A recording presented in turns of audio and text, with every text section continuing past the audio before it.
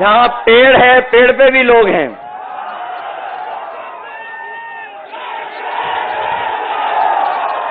ये समर्थन न केवल जीत दिलाने जा रहा है, बल्कि रिकॉर्ड मतों से राजीव राय जी को जिताने जा रहा है। और जो लोग पिछले कई चरणों का चुनाव देख करके लड़खड़ा गए हैं, जो पिछले 6 चरणों का चुनाव देख करके लड़खड़ा गए हैं, न केवल खुद लड़खड़ाए हैं, उन्हें मैं समझता हूं ऐसे लड़खड़ाए हैं कि अब उन्हें छड़ी भी नहीं बचा पाएगी। और भाषा तो बदली बदली है, लेकिन जो साथी हमारे प्रधान सांसद जी का भाषण सुन रहे होंगे, वो जान रहे होंगे कि पता नहीं क्यों प्रधान सांसद जी एम शब्द के पीछे पड़ गए हैं या मां शब्द के पीछे पड़ गए हैं। जहां कभी उन्होंने मीट को लेकर के कुछ कहा, मच्छी को लेकर के कुछ कहा, और जब उन्हें कुछ होश नहीं रहा तो वो मुजरे तक पहुंच गए और उससे उबरे भी नहीं थे। तब तक महात्मा गांधी जी को याद करने लगे। अब सुनने में आया है कि उन्हें परिणाम पहले ही पता लग गया है। वो मेडिटेशन करने कहीं पहुंच गए हैं, तपस्या करने। ये कितनी भी मां मां मां कर लें, लेकिन इस बार मऊ वाले इनको छोड़ने वाले नहीं हैं। और देख लेना, जब परिणाम आएगा तो यही कहेंगे कि उनकी तपस्या में कोई कमी रह गई थी। जो लोग 400 पार का नारा दे रहे थे, याद है कि नहीं याद है?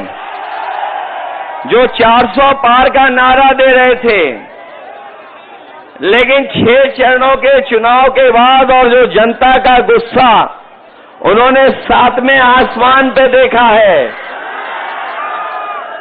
तब से 400 पार नहीं 400 हार याद आ रही है उन्हें।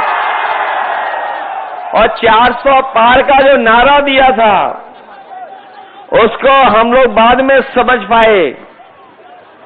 हमारे साथी जानते होंगे, कुछ लोकसभा के बारे में जो गिनती है, जो लोकसभा के सांसद हैं, वो लोकसभा में 543 बैठते हैं।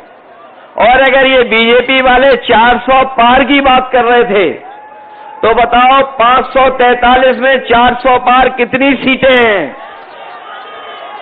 100। इस बार इन्हें 143 भी नहीं मिलेंगी। इस देश की जो 140 करोड़ की जनता है, वो इन्हें 140 सीटों के लिए भी तरसा देगी।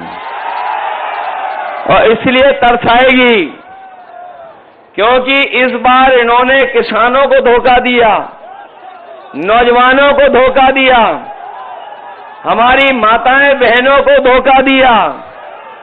इस बार इन पर ये तीनों लोग मिलकर के वार करने जा रहे हैं, त्रिकोणी वार होने जा रहा है।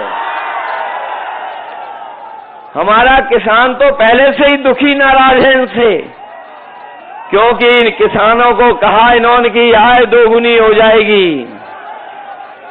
मुझे सुनने में आया है कि देश के प्रधानमंत्री, देश के गृह मंत्री, मुख्यमंत्री और जिनको कोई नहीं जानता वो उप मुख्यमंत्री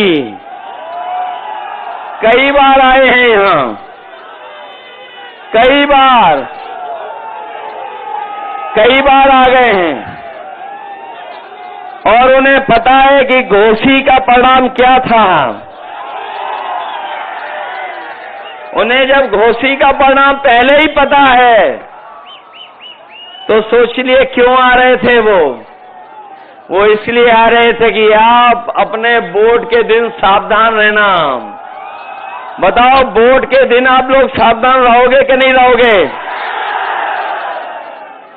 जहां इन्होंने किसानों को धोखा दिया था, वहीं हमारे नौजवान जानते होंगे कि एक एक नौजवान को इन्होंने जब कभी परीक्षा देने गया तो इन्हें धोखा मिला है। कोई परीक्षा ये सरकार नहीं करा पाई। जब भी परीक्षा हुई, इस सरकार में पेपर लीक हो गया और पता नहीं कहां पर लीक है जो अभी तक सरकार लीकेज नहीं रोक पाई है। बताओ, पेपर लीक हुए कि नहीं हुए?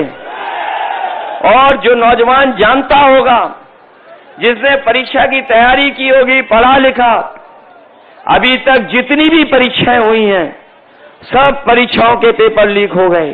और याद रखना नौजवान साथियों, ये पेपर लीक नहीं हुए हैं, इस सरकार ने जानबूझ करके पेपर लीक कराए हैं। और इसलिए पेपर लीक कराए जिससे नौजवानों को उन्हें नौकरी न देनी पड़ जाए।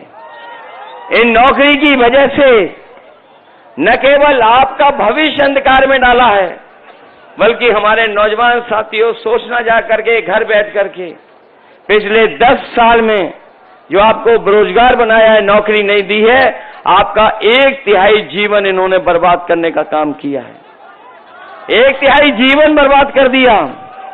और यहां का मऊ का नौजवान, यही गाजीपुर, बनारस, आजमगढ़ और आसपास के गोरखपुर के नौजवान तैयारी करते थे फौज की।